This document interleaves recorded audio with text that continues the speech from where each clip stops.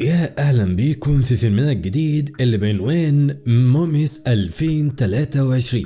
يعني حاجة كده لسه نازلة بس تستاهل التلخيص. وبيبتدي الفيلم مع سيلفستر عالم الاثار اللي وصل مصر وفاتح لايف للمعجبين بتوعه علشان يفرجهم على اجدد اكتشافاته اللي هي مقبرة نفرتيتي يعني. ولما بيدخل وبيفتح التابوت بيلاقيه فاضي وبيعرف ان نفرتيتي اتسرقت غالبا، فبيفضل يقرا التعويذ اللي مكتوبة على القبر بتاعها علشان يوصل لها لحد ما بيشوف حشرة نازلة تحت الأرض علشان يعرف إن في مدينة سرية وأكيد دي هي اللي فيها نفرتيتي. وبعدها بقى بنروح للمدينة اللي تحت الأرض دي واللي عايش فيها كل الموميا، وبنشوف واحد اسمه توت. ده بقى المفروض إنه الجامد بتاعهم يعني، لأنه بيسابق بالعجل الحربي وده خلاه أشهر واحد في المدينة وكله عايز يتصور معاه. وبيروح توت علشان يشتري شوية طلبات ليه هو وأخوه سكيم، وفي الطريق بتخبطه نفرتيتي بالعجلة الحربية بتاعتها وبتنزل تفضل تزعق له وتقول له إن هو اللي غلطان، وهو طبعا مش بيكون عارف دي مين بالظبط، فبياخد الكلام ويمشي وهو ساكت. وبترجع نفرتيتي القصر وبتفضل تغني وترقص لحد ما تشوفها الخادمه بتاعتها علشان تقول لها التهريج ده رقص واغاني من الاميره، امال سبت ايه لحمو بيكا؟ والمفروض يعني ان الاغاني والرقص دي حاجه مش بتاعت الامراء يعني، بس بتقول نفرتيتي انها مش هتعمل كده تاني. وبتروح نفرتيتي تقابل ابوها اللي بيقول لها ايه الحلاوه دي، كبرتي وبقيتي عروسه وعلشان كده بقى انا هجوزك. بس بتقول له نفرتيتي انها لسه صغيره وعاوزه تتجوز اللي بتحبه، فبيقول لها ابوها فكك بقى من جو رضوى الشربيني ده، انت هتتجوزي والنهارده هبعت طائر العنقاء الذهبي علشان يجيب لك العريس. وبيكون طريقه اختيار العريس عن طريق انهم يبعتوا طائر عنقاء ذهبي، وده بيفضل يطير في المدينه كلها لحد ما يقف عند بيت معين يبقى ده خلاص العريس. وبيطلع العنقاء وبيفضل طاير في المدينه والملك وكل المساعدين عمالين يشوفوه هيروح فين لحد ما بيوصل في الاخر ناحيه بيت توت، واللي بيكون سكيم قاعد يلعب فيه وعمال يرمي قرص لحد ما القرص ده بيخبط في العنقاء اللي بتقع على بيتهم. وطبعا لما بيشوفها الوزير بيقول لهم خلاص يا جماعه لقينا العريس. وبيكون توت قاعد في حاله لا بيه ولا عليه لما بيلاقي حراس القصر داخلين عليه وبياخدوه معاهم عافيه، وهو طبعا مش فاهم اي حاجه ولا هو رايح القصر يعمل ايه. ولما بيوصل بتشوفه نفرتيتي وبتقول له ايه ده عيل مش متربي علشان لسه متخانق معاه لما خبطته. وطبعا توت ما بيصدق وبيقول للملك ايوه يا عم انا مش متربي ومش عايز الجوازه دي، سيبوني بقى في حالي. بس بيقول له الوزير ان العنقاء هي اللي اختارته، ولو هو عايز يكسر اختيار العنقاء يبقى لازم يتعرض للعقاب بانه يتقطع لسانه وعينه كمان تتخلع من مكانها. فبيقول لهم توت لا على ايه البهدله دي كلها، خلاص نتجوز وزي ما تيجي.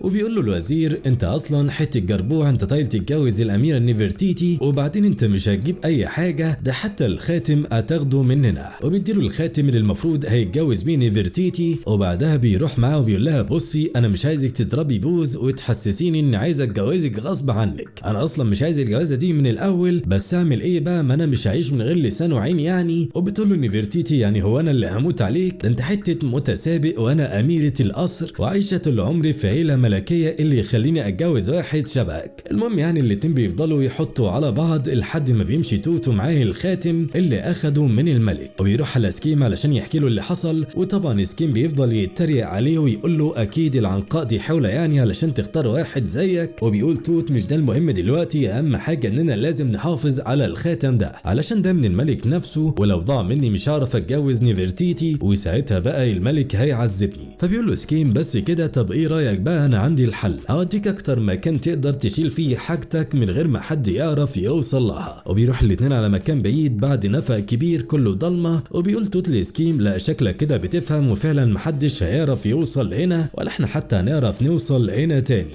وبيخبي الخاتم في مكان امان ويمشي الاتنين من هناك. بنرجع تاني بقى لسيلفستر اللي واقف المفروض فوق المكان ده على طول، وزي ما شفنا في اول الفيلم كان اكتشف ان في حاجه اسمها مدينه المومياء، وعلشان يكشفها اكتر بينزل الروبوت اللي معاه علشان يبص منه على الدنيا تحت عامله ازاي. ولما بيشوف الخاتم محطوط وشكله جامد وبيلمع بيخلي الروبوت ياخده ويسرقه من هناك، وكمان بيفجر المكان علشان بعد كده يعرف يدخل منه ويشوف المدينه كامله. وبيكون توت واقف لحد ما بيسمع صوت الانفجار ده، فبيطلع يجري مع سكيم علشان يشوف ايه اللي بيحصل. لما بيوصل الخزنه اللي كان المفروض فيها الخاتم بيلاقيها مكسوره والمكان كله متفجر. وطبعا بيقول لسكيم انت السبب في كل ده الله يخرب بيتك، قعدت تقول لي ده اكتر مكان امن في المدينه لحد ما واحد من الاحياء ضحك علينا وسرق الخاتم. وبيفضل سكيم يقنعه انه يقدر يجيب خاتم غيره، بس بيقول له توت لا مفيش الكلام ده علشان الملك هيعرف لوحده، وبعدين احنا لازم نطلع عالم الاحياء ونشوف مين اللي سرق الخاتم ده وناخده منه تاني قبل ما الملك يشك ان في حاجه. وفعلا بيستعد الاتنين علشان يطلعوا على عالم الاحياء اللي هو العالم العادي بتاعنا ده، واول ما بيطلعوا بيكونوا عند الاهرام وابو الهول، وبيفضل توت يراقب الوضع لحد ما بيشوف سيلفستر وهو بيحط الخاتم في الصندوق، والصندوق ده بيتحط في عربيه نص نقل علشان تاخده وتتحرك بيه، وبيدخل الاتنين في العربيه علشان ياخدوا الخاتم، بس العربيه بتتحرك وبتطلع بيهم على المينا، والصندوق ده بيتاخد ويتحط على المركب مع سيلفستر، وبيفوق الاتنين علشان يلاقوا المركب اتحركت وهم مش عارفين يعملوا ايه، لحد ما فجاه بيتفتح عليهم الباب، وطبعا بيكون الاتنين مرعوبين، بس بيكتشفوا ان اللي دخل عليهم ده يبقى نيفرتيتي. وهنا بقى دماغ توت بتدي ايرور وبيقول لها انت ايه اللي جابك هنا، ومش بترضى نيفرتيتي ترد عليه وبتقول له انت ايه اللي جابك هنا، انت كمان عايز تخلع من الجوازه، وبيتسحب يسكيب من لسانه وبيقول لها انهم ضيعوا الخاتم علشان تقول له ان ايامهم هتبقى سودا لو ما يقدروش يرجعوا الخاتم تاني وان ابوها الملك هينفخوا. بس بيقول لها توت احنا الاول بس نحاول نفتح الباب ده علشان نهرب من هنا، بعد كده نشوف هنعمل ايه في الخاتم ده. وبيفضل الاتنين يحاولوا يفتحوا الباب بدون اي فايده لحد ما بتوصل المركب انجلترا وهم لسه عليها، وبينزل الثلاثه من المركب وبيفضل كل واحد منهم يهبد ويقولوا انهم في مملكه غريبه، لحد ما يقول لهم توت احنا بس نروح ورا سيلفستر ده لحد ما نشوف احنا عايزين نعمل ايه. وفعلا بيركبوا في شنطه عربيه سيلفستر لحد ما تقف بيهم قدام بيته. لما بينزلوا من العربيه بيكون في شويه سياح ماشيين في الشارع، وبيكونوا طبعا فاكرين ان توت واخوه نيفرتيتي دول متنكرين، ولما بيطلعوا الكاميرات علشان يصوروهم بيلاقوا انهم موميا بجد، فبيترعبوا منهم وبيهربوا من المكان وبيسيبوا الكاميرات وراهم علشان ياخدها سكيم وهو مش عارف هي بتعمل ايه بالظبط. وبيفضلوا مكملين طريقهم وهم بيدوروا على سيلفستر لحد ما بيوصلوا قدام مسرح، والمخرج اللي فيه بيكون فاكرهم الفرقه اللي هتعمل الاستعراض الفرعوني، فبيدخلهم المسرح وبيقول لهم استعدوا بسرعه علشان الفقره قربت. وطبعا بتقول له نيفرتيتي انت بتكلم اميره يا حته جربوح، الزم حدودك واتكلم على قدك. وطبعا المخرج بيقول لها هايل تقمص الدور يا فنانه، بس عايزين ننجز ونبدا علشان المسرحيه هتبوظ. وفعلا بتطلع بعدها نيفرتيتي على المسرح وبتلاقي مطلوب منها تغني وترقص، وطبعا بتكون مبسوطه انها تعرف تغني براحتها من غير ما حد يعترض على الكلام ده، وبتزودها شويه في الاغاني يعني. والموسيقار بيقول لها ما كفايه بقى يا وحش احنا هنقضيها مغنى طول الليل ولا ايه، بس بيكون سيلفستر قاعد مع الجماهير وشايف كل حاجه. ولما بيشوف نيفرتيتي بيقول ده لا يمكن يكون تنكر، وبيعرف انها موميا هي وكل اللي معاها، وبيقرر انه يستغلهم.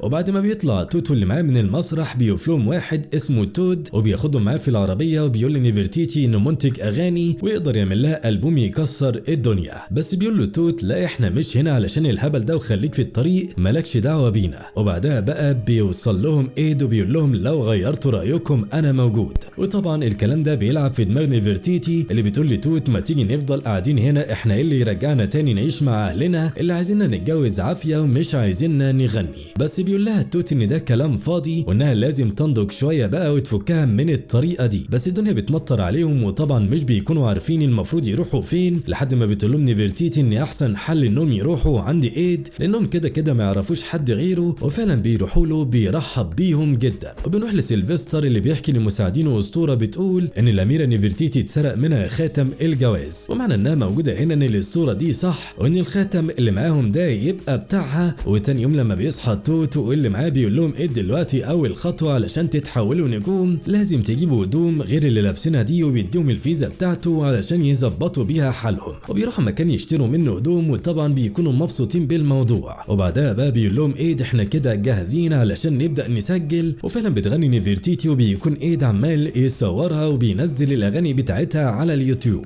وطبعا الناس بتحبها جدا وبتشير نيفرتيتي وبيتكلموا عنها في الاخر علشان هي مغنيه ناجحه. وبيشوف سيلفستر الاخبار دي علشان يعرف انها قاعده عند ايد، وبيقول لرجالته انهم لازم يجيبوها في اسرع وقت. وبيروح رجالته علشان يلاقوا نيفرتيتي واقفه في البلكونه لوحدها، فبيضربوا عليها سهم مخدر علشان يغمى عليها وبياخدوها ويمشوا من هناك. وبيصحى توت على الصوت اللي حصل، او بيلاقي نيفرتيتي اتخطفت فبيطلع يجري ورا عربيه سيلفستر علشان يحاول انه ينقذها، بس مش بيلحق العربيه وبيعرف من ايد ان دي عربيه متحف سيلفستر، فبيقرر انه يروح هناك علشان ينقذ نيفرتيتي اللي لما بتفوق بتلاقي نفسها مربوطه في كرسي قدام سيلفستر اللي بيقول لها ده انت الاميره نيفرتيتي بجد، وبيقول لها انه لما لقى الخاتم كان مبسوط علشان دي اكبر حاجة جابها في حياته. بس الدنيا لعبت معاه ولقى كمان صاحبة الخاتم وبيقول لها انه هيقدمهم هما الاتنين في افتتاح معرضه اللي هيقلب الدنيا. وفي الوقت ده بيكون توت وصل على باب المتحف وبيدخل جوه، بس بيفضل في الاول يتفرج على التماثيل اللي فيه لحد ما بيشوف تمثال بيتكلم عنه هو شخصيا، وبيسيبه من الهبل ده كله ويركز لحد ما بيشوف نيفرتيتي وبيجري عليها علشان ينقذها. بس طبعا بيكون سيلفستر عامل فخ وبيقول له انه يقدر يحبسه ويحطه جنب نيفرتيتي، وبيقول لهم ده انا كده اعمل احتفال ولا اجدع كاس عالم في التاريخ. وفي الوقت ده بيكون سبيكيم قاعد في بيت ايد قلقان على اخوه لحد ما بيقرر انه يطلع ويروح المتحف اللي كان ايد قال له عليه. ولما يوصل هناك بيدخل بالراحه من غير ما حد يحس بيه علشان الحراس كانوا عايزين ياكلوا، وبيوصل فعلا لنيفرتيتي وتوت وبيفكهم. بس من كتر المخدر مش بيكونوا قادرين يمشوا، بيقولوا لسيكيم سيبنا انت هنا، بس برضه بيفضل سيكيم مصمم يهرب بيهم لحد ما بيقطع عليهم رجاله سيلفستر وبيوقفوهم. وهنا بقى بيدفون نيفرتيتي وبتجري على واحد من الحراس علشان تضربه وترميه على سيلفستر، ولما بيطلع التاني طلقه مخدره يضربها عليهم بيوصل ايد ليه وبياخد هو الطلقه بالغلط وبيقع على الارض علشان يهرب توت واللي معاه من القصر. وبيروح لهم ايد بعدها وبيديهم تذاكر السفر لمصر بعد ما عرف كل حاجه، بس برضه على الطياره بيكون سيلفستر معاهم وبيوصل مصر برضه علشان يكمل مهمته بعد ما عرف بقى ان كده في مدينه موميا ويقدر يكشفها. وبيرجع توت وسكيم ونيفرتيتي لعالم الموميا تاني، وكل حاجه بتفضل ماشيه ممله لحد ما في يوم بيحصل هجوم من البشر عليهم. وطبعا بيعرف الملك اللي حصل وبيكون مستغرب ازاي اصلا البشر عرفوا مكانهم.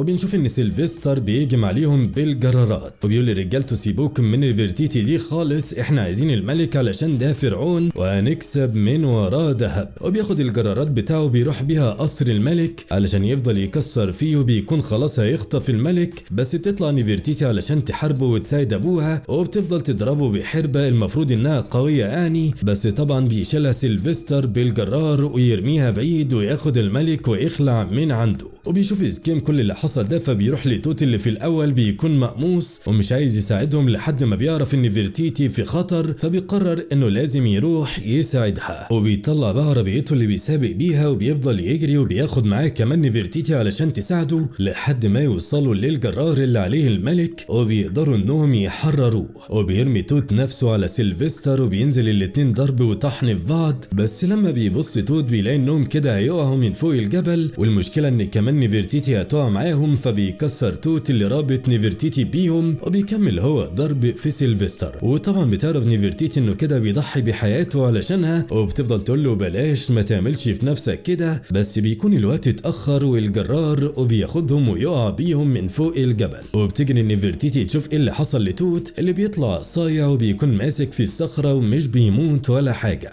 وبيرجعوا هما الاتنين القصر بعد ما حبوا بعض وبيتعمل لهم فرح كبير كل المدينه بتشارك فيه وبيعيشوا في تبات ونبات. وبس كده بيخلص فيلمنا، اتمنى تكونوا استمتعتوا معانا. ما تبخلش علينا باللايك، ولو انت مش مشترك في القناه اشترك في القناه وفعل زر الجرس علشان يوصلك فيديوهاتنا اول باول، واشوفكم على خير ومع السلامه.